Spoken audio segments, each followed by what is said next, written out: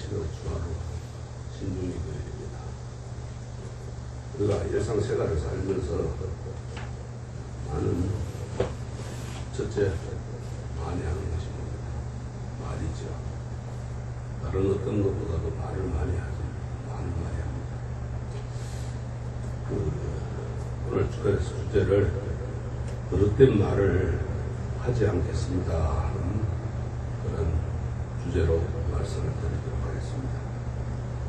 많이 덥죠? 예. 여름은 왜 여름이라고 합니까? 더우니까 여름이라고 하겠죠. 근데 이 여름이라는 것은 열매가 엽는다는 말이라. 그래서 여름이라고 하는 거예요. 덥기도 하겠지만은, 말레이시아나 인도네시아나 더운 지방에 가가지고 여름이라고 하면 여름이 뭡니까? 그런데 여름이 없어. 왜? 1년 내내 더우니까. 근데 이제 여름이라고 하는 것은 모든 곡식들의 열매가 엽는다는 말이에요. 그래서 농부를 뭐라 그래요? 우리말로 여름지라고 해요. 여름지. 여름을 짓는 사람이다 이 말이에요. 저 곡식을 여물게 하는 사람이다 이 말이에요. 그래서 농부라고 그럽니다. 이 곡식이나 열매는 더위에 여물죠. 그렇죠? 맞죠? 예. 안 더우면 여물어요, 안 여물어요? 안 여물어요. 네. 추운 데 갖다 놓으면 싹도 안 나죠? 예. 더워야 싹이 나고 더 자라서 여물입니다. 그러나 사람은 더위를 견디기가 힘들죠. 근데 여러분들 어찌하여 이 더운 여름에 더위를 무릅쓰고 절에 오십니까? 왜 오셔야 돼요? 부처님 말씀 듣고 날마다 새로워지려고 오지요. 그래요, 안 그래요? 예. 부처님 말씀을 듣고 날마다 새로워지려고 오는데 왜 그러면 날마다 새로워지려고 그러냐? 이 낡은 옷을 벗어버리지 않고는 새 옷을 입을 수가 없어요. 우리가 그동안 살아온 그 업, 거기 낡은 옷이라 그 낡은 업을 버리고 새 옷을 입기 위해서 오는 겁니다. 그런데 문제는 오래 굳어진 낡은 버릇, 그 습관에서 벗어나기가 쉽지 않다는 거예요. 겪어봐서 아시죠? 말버릇이든 손버릇이든 오래도록 길든 데서 벗어나기가 쉽지 않습니다. 3살부터 8까지 간다고 그러죠. 그러면은 첫 번째로 오늘 어떻게 하면은 이 말버릇을 가질 수 있는지, 올바른 말버릇, 그걸 말씀드리도록 하겠습니다. 우리가 불자로서 지켜야 될 5가지 계율, 5개 가운데 4번째로 꼽는 말씀이 바로 이 불망어라. 인도말 검으로는 사토야라고 합니다. 사토야. 말로 일어나는 법을 깨우는 말이다 이 말이에요. 부처님은 정견이라 곧 바르게 보아서 일으키는 바른 뜻이 해탈을 할 수 있다 이렇게 했습니다. 불안에서 벗어나는 8가지 길은 우리가 정견을 얻어가지고 펼친다는 말씀이기도 합니다. 정견. 바로 봐야 돼. 바로 봐야 바른 말을 할 수 있는 거예요. 바로 보지를 못하니까 바른 말을 할 수가 없는 거예요. 이 정견, 또 참과 거짓, 옳고 그름을 가릴 수 있는 바른 눈이 있어야 정어, 바른 말이 나오는 거예요. 그러니까 옳고 그름을 가릴 수 있는 바른 눈이 없으니까 바른 말이 안 나오는 거예요. 그래서 바른 눈이 있어야 바르고 바른 말을 할 수가 있습니다. 그래서 모든 헛된 말을 하지 말라는 거예요. 그럼 어떤 것이 모든 헛된 말이냐? 우리는 흔히 이제 이 불망어, 거짓된 말을, 거짓말을 하지 않겠다는 다짐으로 받아들이는데, 불망어를. 이 거짓에 앞서가지고 말은 뭐예요? 참입니다, 참. 말이라고 합니다. 무엇을 참되다 또는 참답다고 합니다. 차오르다는 그런 말에서 알 수 있듯이 참이라고 하는 것은 빈틈없이 꽉 들어찬 것으로 조금이라도 어긋나거나 또 허술한 구석이라고 하는 것이 옹골다는 것이에요. 옹골다는 것 알죠? 모든 것이 아주 잘 참되기 연결으로 옹골다는 거죠. 이 정어, 바른 말은, 참말은 알차고 옹골어가지고 빈틈이 없는 말입니다. 근데 우리가 어때요? 주님은 이렇게 말씀을 해놨어요. 둘이 있든, 여럿이 함께 있든, 누구도 남에게 거짓말을 해서는 안 된다. 남에게 거짓말을 시켜서도 안 된다. 또, 남이 거짓말을 하는 것은 모르는 재력을 해서도 안 된다. 모든 헛된 말을 하지 말라, 이렇게 했습니다. 혼자 있든 여럿이 있든 둘이 있든 남에게 거짓말을 하면 안 되는 거예요. 또 남에게 거짓말을 시켜도 안 되는 거예요. 남이 거짓말하는 것을 모르는 체대부터 없어도 안 돼요.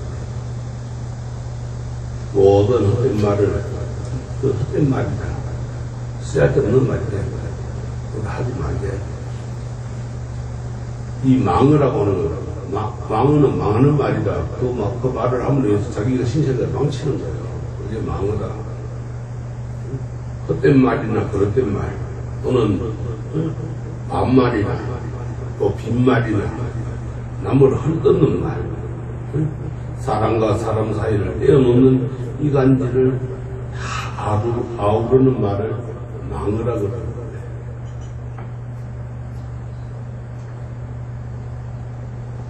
근데 주님께서는 도움을 주는 말이라 하더라도 상대가 받아들일 준비가 되어 있지 않으면 하지 말아야 한다고 했어요. 내가 가령 우리 처사님께 도움을 주는 말이라 처사님이 그 말을 받아들일 준비가 되어 있지 않으면 그 말을 하나만 하지 말아야 된다. 그리고 이제 때가 되거든 이야기를 하는 거예요. 어떤 사람도 그래요. 제가 이제 이야기하다 보면 한참 지나고 난 뒤 이야기하면 스님 그거 왜 진짜 하지 이제 와서 합니까? 그러고 그때는 받아들일 준비가 안 돼 있는 거예요. 해도 못 알아듣는 거예요. 그러니까 안 하는 거라. 때가 있어요. 때가.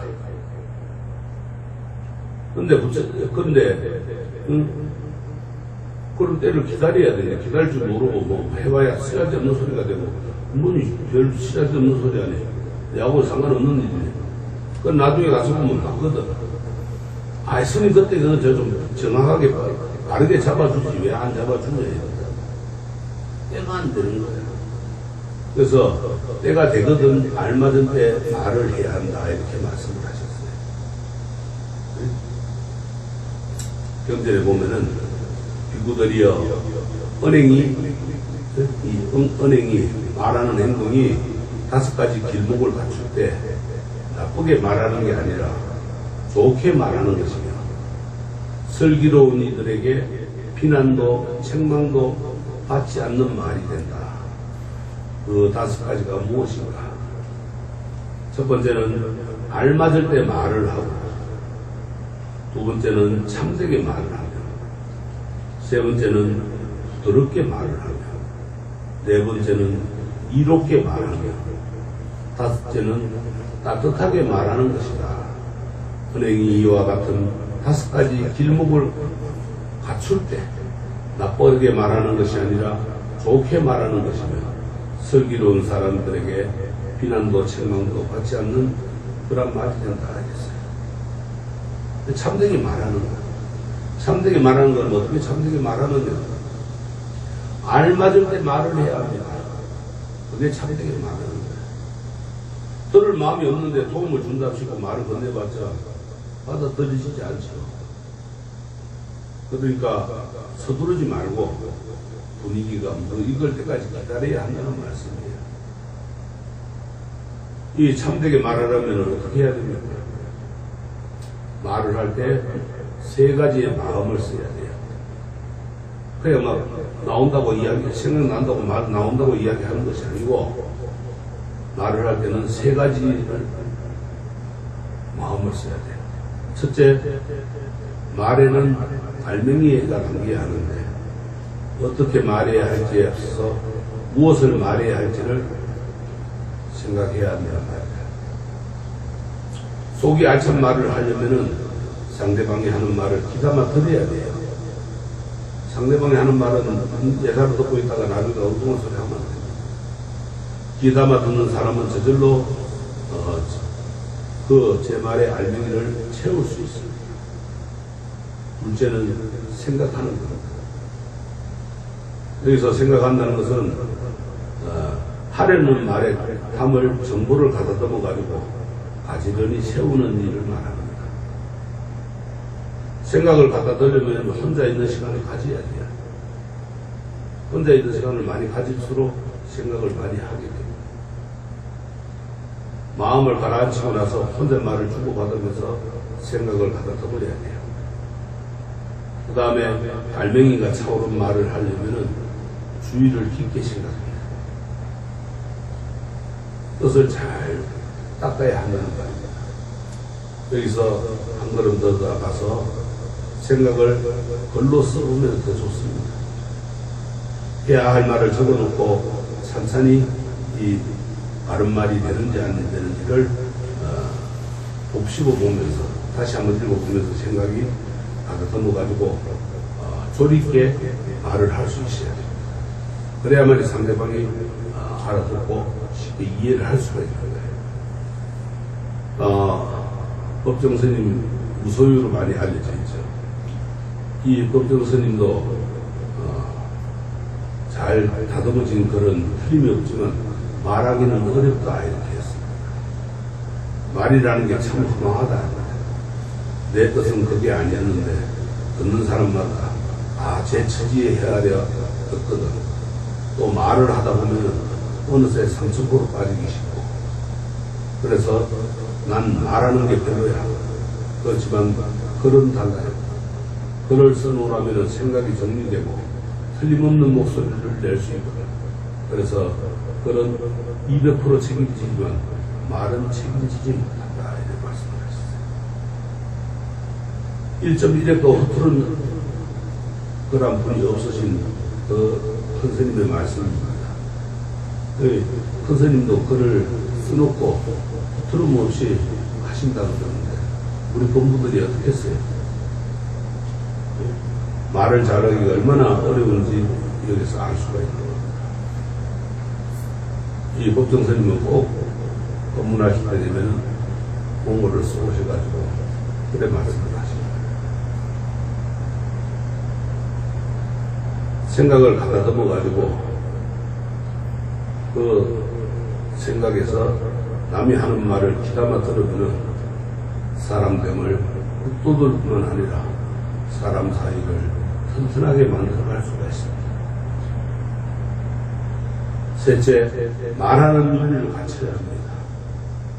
되도록 쉬운 말을 써야 하고 참말과 거짓말, 또 바른 말과 그른 말, 할 말과 못할 말을 가려서 해야 돼요.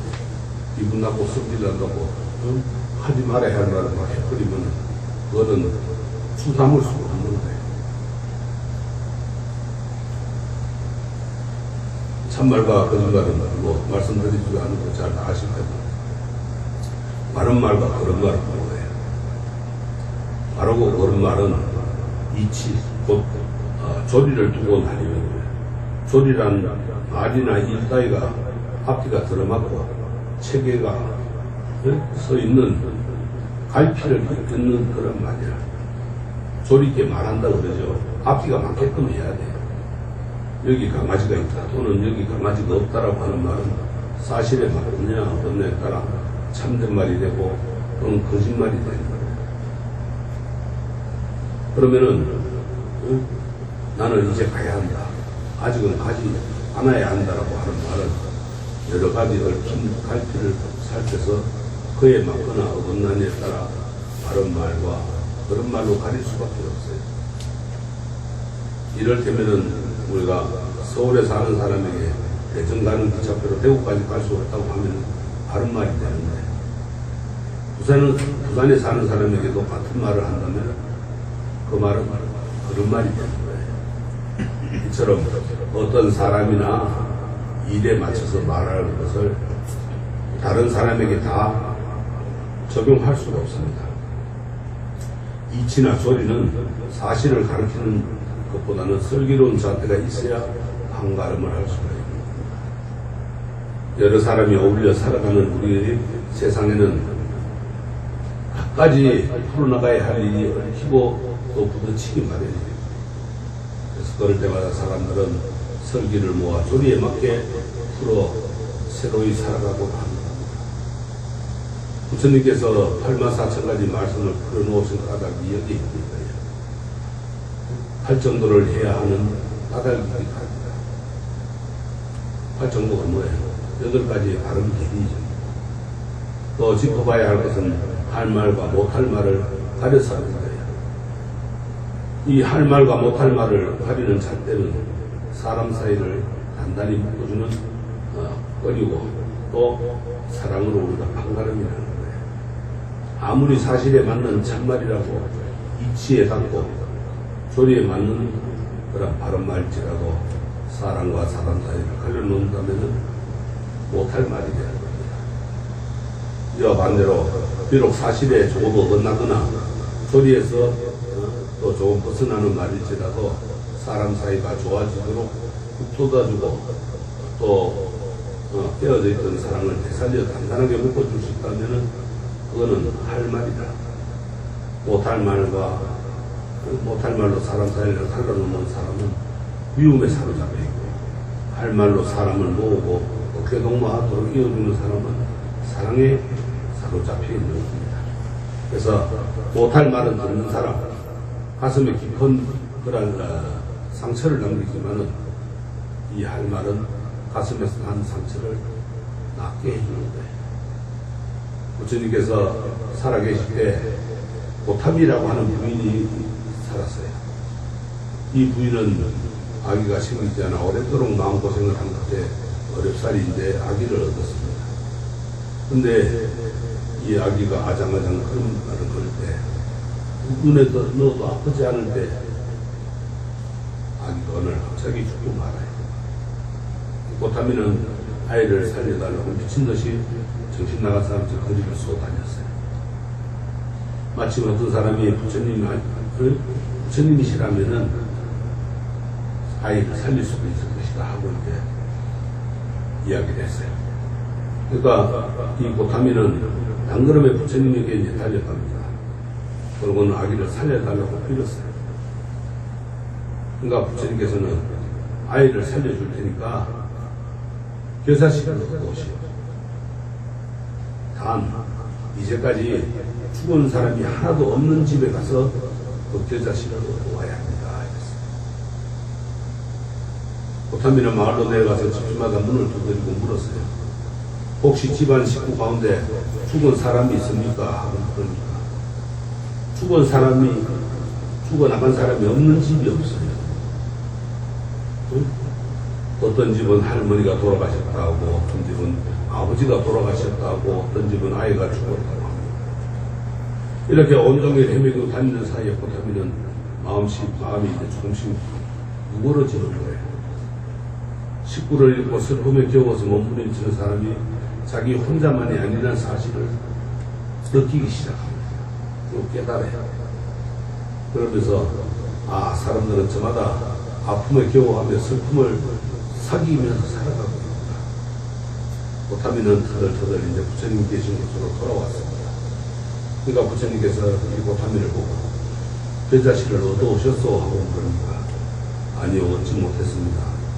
그러나 이제는 배자씨가 없어도 됩니다. 그리고는 아이 장례를 치른 고타미는 머리를 깎고 스님이 되었습니다. 아이를 살려주겠다던 말씀은 참말이에요? 아니에요? 참말이 아니죠.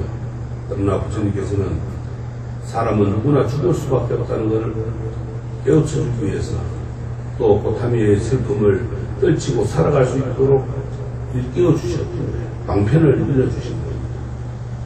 말하기는 소리라는 그릇에 마음을 담아서 듣는 이에게 건네는 연장입니다. 윤리를 담은 온 마음을 양심이라고 하죠. 또 사람 됨됨이가 있다 이렇게 합니다. 윤리가 당기지 않으면 얼빠진 말하기입니다. 얼빠진 놈이 되는 거예요. 얼빠진 사람 됨됨이가 좋다 하는 게 아니고 얼빠진 놈이 되는 거예요. 그 다음에 이제 또 중요한 것이 귀담아 듣는 거예요. 아울러 말을 잘 하려면 말을 잘 들어야 돼요. 그래야 그 뜻을 이해하고 말을 할 수가 있다고. 부처님은 세상 어떤 사람보다도 잘 듣는 분이셔요. 그래서 부처님은 상대방이 말을 하고 나면 먼저 그대가 이러이러하게 말했다고 들었는데 맞습니까? 물어봅니다. 질문을 해요.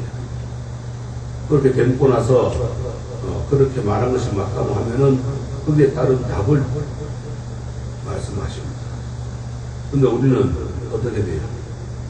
자기가 할 말을 생각나는 대로 하느라가요. 바쁘죠? 상대가 하는 말을 놓치고 말합니다. 귀담아 듣지도 않습니다. 자기 말이 바쁘면 많이 바쁩니다. 많은 사람을 만나가지고 그 사람들이 하는 얘기를 귀담아 들으면은 마음을 헤아리는 힘이 생깁니다. 마음을 헤아리면은 그 헤아림에 따른 뜻을 나눌 수 있어요. 그런데 듣기를 가로막는 걸림돌이 있어요. 뭐냐? 첫째는 미리 연습이라는 그런 걸림돌이 생겨요. 누가 말할 때 잘 들어야 하는데 대부분은 상대가 하는 말이 어떻게 다들었지? 어떻게 내가 이야기를 할까? 이런 생각을 하니까 그 사람이 하는 말을 놓치고 마는 거예요. 묶어놓고 무슨 말 했는데 그랬단 말이에요. 말 줄기를 그 상대방이 하는 말을 놓치면은 어떻게 되겠어요? 대답을 못하거나 아니면은 동문서답을 하는데 딴 말 하는 거예요. 둘째는 주제가 이탈되는 거예요. 듣기 귀찮을 겁니다. 그러니까 됐고 다음 얘기를 해볼까요?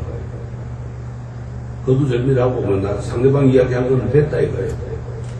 아니면은 그건 알겠고 이건 어떠냐 이렇게 말합니다.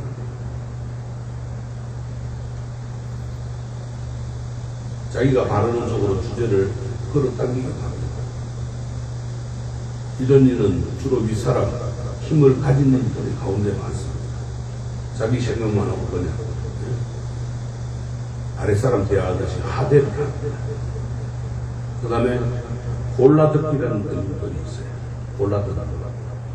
듣고 싶은 말은 귀에 속속 들어오는데 제 생각에 엇나가는 말은 아예 귀담아 듣지 않는 거예요. 반사하면서 튕겨내는 거예요. 나이가 들수록 머릿속에 오르도록 쌓인 정치나 종교, 이 교육 성향에 따른 지식체계가 더 않습니다. 다른 게 덜 한다는 거예요. 그래서 남의 이야기를 귀담아 듣지도 않는다는 거예요. 저 사람이 무슨 이야기를 하는데 이렇게 생각하고 그게 답을 해야 되는데 그걸 거두절미하고 자기 이야기가 말하고 명령적으로만 이야기하는 거예요. 이게 강하면은 다른 사람이 하는 얘기에 귀를 닫아버리거나 그 세게 받아쳐서 말다툼이 일어납니다. 어떤 문제를 저마다 다른 눈길로 보는 사람들이 머리를 맞대고 각가지 생각을 주고받아 새로움이 나올 텐데 그렇지 못하고 딱 두 줄기로 갈라치고 말아요. 이쪽이 아니면 저쪽, 검은 것과 흰 것 이렇게 나누어 가지고 또 중간이 없어져 버려요. 요즘 우리가 정치판에서 서로 한 발짝씩 물러서 아쉽다가도 뜻을 맞추는 것을 볼 수 없고 서로 얼러대고 삿대질만 해내고 있죠. 엉뚱하다 싶을 만큼 내 생각과 다른 얘기가 나올 때 입이 건지럽더라도 끝까지 입을 다물고 있어야 새로움이 나올 수 있는데 이 걸림돌을 넘어서려면 어떻게 해야 되겠습니까?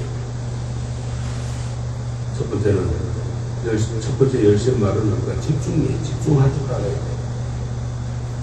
회의할 때나 개개인이 얘기를 나눌 때나 제 생각을 내려놓고 오롯이 말하는 얘기에 마음을 쏟아야 되는 거예요.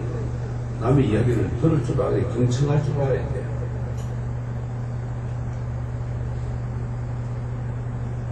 두 번째는 반응입니다. 상대방의 이야기에 눈을 맞추고 고개를 끄덕여주면 말하는 사람이 힘이 나는 거예요. 그런데 그냥 목석같이 가만히 말을 하는가 마는가 듣는 둥 마는 둥 가만히 있으면 상대방이 힘이 안 나는 거예요.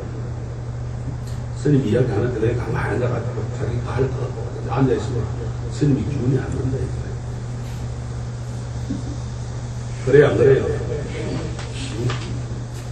스님 뭐 가면 그래요. 반응을 해줘야 고개 끄덕여 주든지 아니면 웃어주든지 화를 내든지 해야 되는데 아이 가만히 있으면은 힘이 안 난다 이 말이에요. 부처님처럼 내가 이렇게 들었는데 맞습니까 하고 상대가 한 이야기를 감출해서 되물으면서 상대방은 이 사람이 내가 하는 이야기를 듣고 있구나 하는 생각이 들어서 훨씬 더 속내를 덜어놓게 되어 있습니다. 세 번째, 인정하는 겁니다. 말하는 사람 뜻에 맞추려는 것이 아니고 우리는 서로 살아온 바탕이 달라서 그렇게 쉽지는 않습니다. 각기 삶이 틀리는데 어떻게 그걸 잘 인정하겠어요? 그러나 이 사람은 나와 뜻이 다르구나 하는 것을 인정하야 됩니다. 인정하지 않으면 뭐가 되겠어요? 후정이 되고 그걸 받아들일 수가 없는 거예요. 우리 불자들이 회의하기 앞서 나누는 다짐을 하나 가져와서 이렇게 하면은 나와 뜻이 다르다는 것을 받아들일 수 있다 싶어서 이제 말씀을 드립니다. 첫 번째는 우리가 어떤 사실을 알고 있다 하더라도 저마다 느낌과 판단을 거친 것입니다. 뜻이 모여지기 전에는 함부로 단정하지 않습니다. 두 번째는 다른 사람이 말할 때는 생각을 내려놓고 말하는 뜻을 놓치지 않고 저 사람이 무슨 이야기를 하는가를 놓치지 않도록 깊이 듣습니다. 세 번째는 다루는 정정과 또 다뤄지는 사람을 떼어놓고 듣고 말하는 그러니까는 지금 뭔 주제를 뭘 가지고 하는지를 듣고 그 다음에 이야기를 해야 되는데 그렇지 않지는 않은데 네 번째는 뚜렷하게 알지 못하면서 이럴 것이라고 지레짐작하면서 넘겨지는 말을 하지 않아요. 그러면 이제 실수가 나오고 오해를 사게 됩니다. 그다음 다섯 번째는 누구 말이 옳은가를 짚는 게 아니라 어떻게 하는 것이 올바른가를 다루는 것이 내 생각에 아까 맞서는 말이 나오더라도 내게 맞서는 것이 아니라는 것을 새깁니다. 내 뜻에 안 맞는다고 그건 아니다 이러면 안 된다 이 말이에요. 누구 말이 옳고 그러고 시시비를 다투면 안 된다. 그 다음에 여섯 번째는 매듭을 짓는 자리가 아닐 때는 자연스럽게 자기 뜻을 내놓고 할 말이 없으면 그냥 지나가야 되는데 꼭 그 말꼬투를 잡고 구분 늘어지면 안 됩니다. 끝매듭을 지어야 할 때는 내 뜻이 모일 때까지 이야기 바람을 일으켜야 돼요. 그러나 이 끝매듭을 옹글게 지어지지 않았을 때라도 마무리할 수밖에 없다면 결론에 매이지 말아야 돼요. 아예 결론도 못 짓는데 일어난다고 소리되면 안 된다. 이야기할 때 머리에 담아두면 좋은 말씀입니다. 부처님은 업을 만드는 요소가 우리도 품은 뜻이라고 말씀을 해요. 자기가 품은 뜻을 잘 행위에 맞게끔 해야 돼요. 팔 정도를 바탕에 두고 이 옹골찬 말씀을 주고받으면 좋은 업이 쌓여요. 그러나 팔 정도의 바탕을 두지 않고 옹골찬 말을 안 하고 그릇된 말만 하고 실없는 말만 하면 나쁜 업이 쌓입니다. 우리가 모두 몹시 더운 날씨에는 옷깃만 스쳐도 짜증이 날 수 있죠. 그럴 때는 마음을 잘 가다듬으시고 스치는 사람에게 더위에 애쓰십니다 이런 이상 말을 건네면 웃으면서 서로 헤어질 수가 있는데 그냥 스치면은 짜증이 나는 그 상대방. 그 한마디 건네는 그 넉넉함을 우리가 잃지 말아야 돼요. 그래야만이 우리가 좋은 업을 쌓을 수가 있는데 말 한마디가 천냥미처 갚는다고 하지 않습니까? 그래서 말을 할 때는 상대방이 기분 나쁠지 기분 안 나쁠지 듣기 좋은 말인지 나쁜 말인지를 잘 헤아려서 하실 수 있는 그런 넉넉한 사람들이 되기 바랍니다. 그리고 이제 앞전에도 한번 말씀을 드렸는데 우리 그런 말이 있어요. 속담에 노마에 가면 노마복을 지키라는 그런 말이 있어요.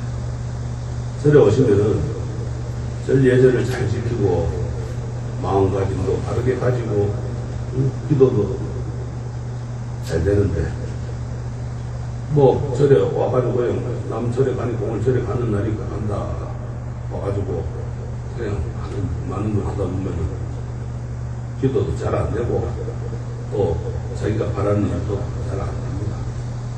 또 절이라고 하는 것은 우리가 다 알다시피 첫째는 스님들이 공부하는 곳이에요. 그게 절입니다. 수행하는 곳이다. 그래서 우리가 도량이라고 해요.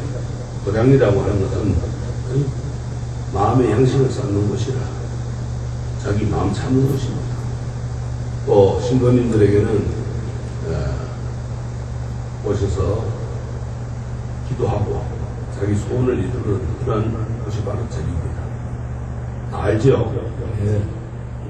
그래서 첫째는 그럼 노마에 가면 노마복을 따르라는 말이 있듯이 절에 오면 절 예절을 지키려면은 첫째는 기초 예절도 배우고 기초 교리를 잘 배워서 잘 지키는 분도 계시는데 그렇지 못하고 다니시는 분도 많이 계십니다. 이 예절을 잘 아셔야 지킬 수가 있고 올바르게 우리가 믿음을 가질 수가 있습니다. 그래서 절에 오시면은 어떤 경우도 먼저 부처님께 삼배를 드리고 자기 용무를 봐야 되는데 그게 신도의 도리고 또 절에 오는 목적이라고 할 수가 있어요. 근데 먼저 그냥 오면은 스님에게 볼 일이 있다고 그냥 종무소로 오시는 분들도 계시고 또 부처님께 삼배하고 오라 그러면 인상을 찡그리는 사람도 있습니다. 이렇게 절에 오셔가지고 절 예절도 안 지키면 우리가 남에게 많은 방해가 되고 또 공부하는 스님들에게도 많은 방해가 됩니다. 그러면 스님들을 공부를 못하게 방해하면 그거는 바로 좋은 업을 짓는 거예요, 나쁜 업을 짓는 거예요. 예? 안 들리는데요. 나쁜 업을 짓는 겁니다. 네, 나쁜 업을 짓죠. 다 잘 하시는데 그걸 안 하시는 분이 있어요. 그래서 아까도 우리가 앞에 이야기했듯이 절에 오시면은 말 조심하고 또 행동도 조심하고 마음가짐을 바르게 해야 됩니다. 이것을 우리가 신고의 세 가지 삼업이라 이렇게 합니다. 이 신고의 삼업을 잘 지켜야 하는 거예요.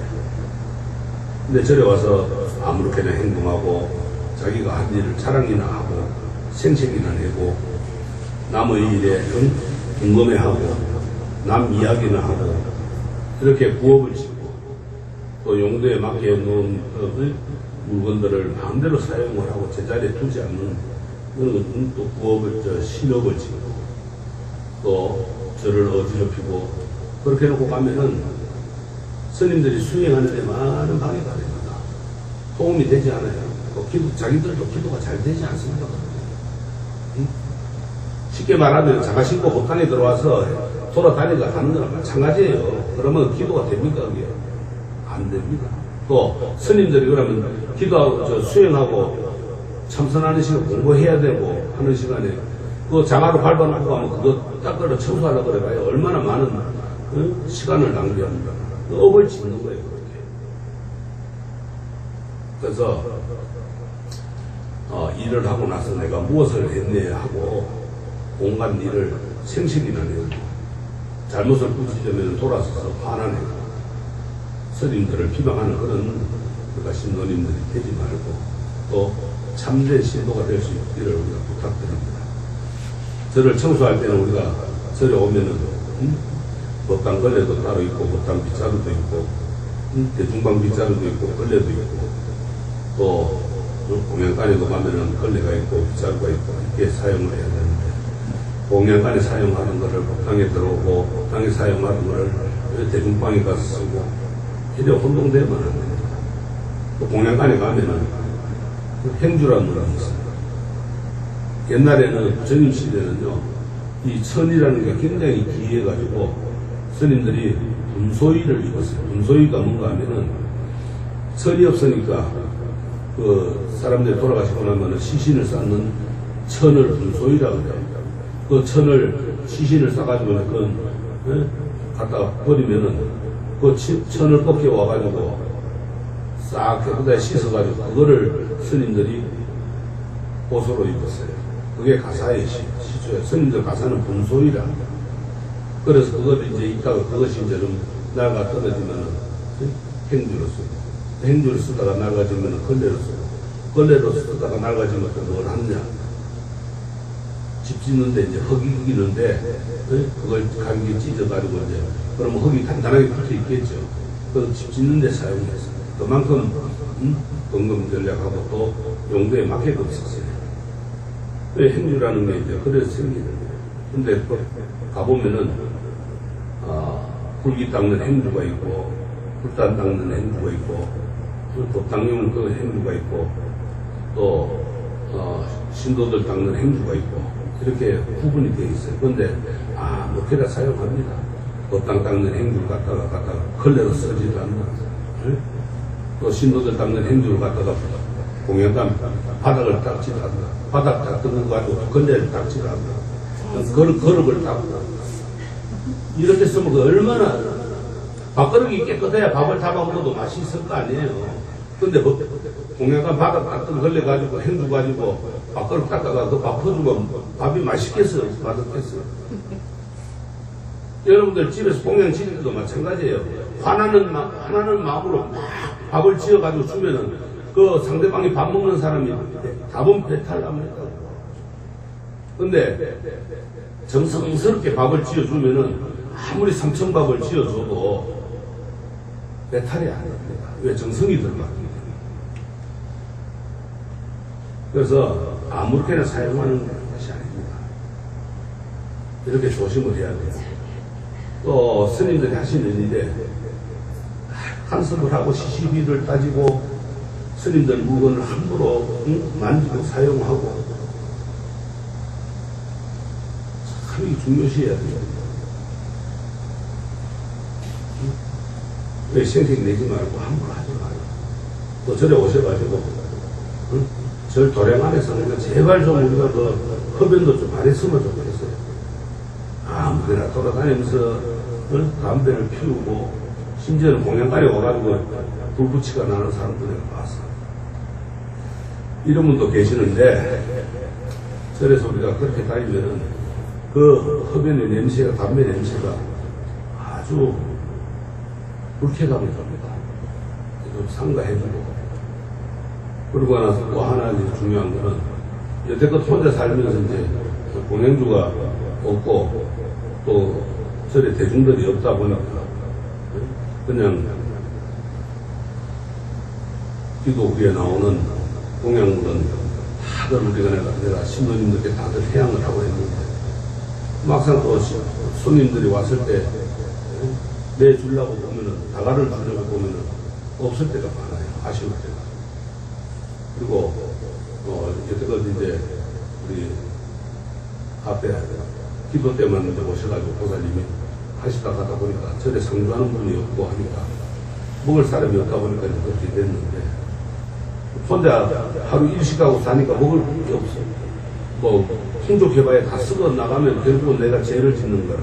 그러다 보니까 다 나눠줬는데 사실은 절에는 음식을 그렇게 함부로 그냥 다루면 안 돼요. 함부로 가져가시면 안 돼요. 큰 데를 가봐요. 밥 한 숟갈 얻어먹으려고 해도 힘들고, 과일 하나 사가려고 해도 힘들어요. 근데 마음대로 살아가고 주지 않는데 가져가고 이런 것을 우리가 좀 삼가해야 돼요. 그리고 절에 물건을 함부로 가지고 가도 안 되고 꼭 스님한테 허락을 받고 가야 돼요. 가지고 올 때는 마음대로 가져와가지고 절에 시주를 했으면은 그건 절의 것이 자기 것이 아니라 이거 내가 시주했는데 내 마음대로 해도 되지 이런 마음을 하면은 안 되는 거예요. 그리고 그냥 절에 있는 거는 자기 건과 시주가 가져가도 안 되는 거예요. 가령 우리가 풀 한 풀이나 곡식 하나 개라도 스님들 허락 없이는 가져가면 안 되는 겁니다. 꼭 스님께 가져가도 되느냐고 말씀을 여쭤보고 그래가 허락을 받고 가져가야 돼. 근데 와가지고 마음대로 막 그냥 함부로 하고 사용하고 아무데나 놔두고 가고 아니면은 신발도 여기저기 벗어놓고 가고 그 결국 누가 치워야 돼요? 스님들이 치워야 돼요. 큰 데에 가서 그러면은 눈물이 쑥 빠질 거에 혼나는 거예요. 네, 우리가 절에 모든 것을 시주를 할 때는 부처님과 스님 그렇게 공양 올리려고 가지고 온 거 아닙니까? 공양을 올렸으면 그것으로 내 것이 아니라 삼보님께 올린 공양은 삼보정제라. 정제라는 건 맑고 깨끗한 그런 재산이 돼요.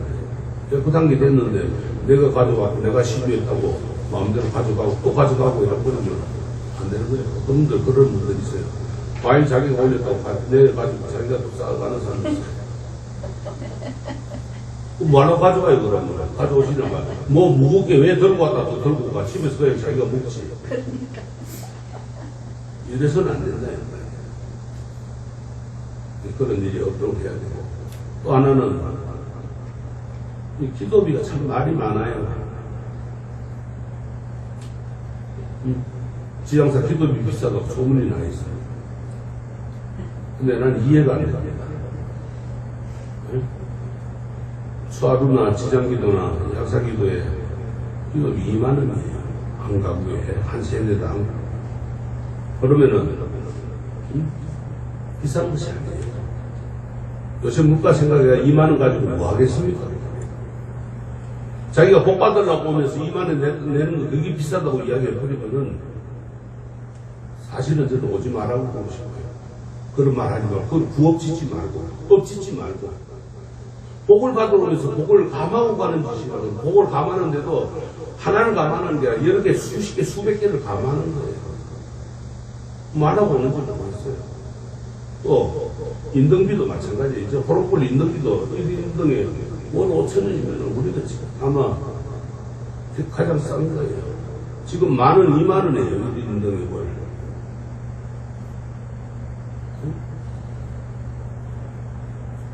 또 제사나 천도제나 49제도 사실 저만큼 싸게 가는 데가 없습니다. 천도제 한번 하면 요새 전부 300, 400 다 받고 하는데 저는 그렇게 안 받아요. 49제 역시 마찬가지. 근데 뭐가 많다고 그러는지 저는 이해가 안 되고 저 역시 그래가 그런 소리 들으면은 내가 이거 좀 잘못 사는 거 아닌가, 내가 왜 그런 걸. 스님들이 옛날에는 산골짜기에서 작업자족 할 때는 그냥 오는 대로 받고 뭐 그냥 아니면 와가지고 혼자 놓고 가면 끝이고 해주는데 지금은 하나부터 열까지 돈이 안 들어가는 데가 없습니다. 물 쓰는 거 하나도 틀면은 전기세가 우리도 들어갑니다. 지하수로 물을 돌려야 되니까. 세금을 다 내야 돼요. 그런 거 생각을 안 하고 비싸다고 그러는데 그거는 앞으로 복을 짓고 뒤로 복을 까먹는 일이라. 또 부업을 짓는 거예요. 그래서 이제까지 해왔던 모든 일들을 다 그냥 거꾸로 만드는 일이라. 항상 우리가 모든 걸 소중하게 다루고 감사하게 여기고 아껴 쓸 줄 알고 내 것이라는 마음, 내 것은 소중하잖아요. 절의 것은 내 것 이상으로 소중한 거예요. 그런 마음으로 우리가 이 생활 방식을 바꾸어야 돼요. 그리고 절에 오셔야 돼요. 절에 오시면은 꼭 절 예절도 지켜줄 줄 알고. 그래야 부처님이 아이고 아름답게 이쁘게 봐주시고 복을 주지. 그래 와가지고 천번 만번 절을 해봐요. 주님 눈썹 하나 까딱하는 거 안 움직여요. 너 완전 그래 해봐라. 물으면 네 무릎만 아프고 네 허리만 아프지.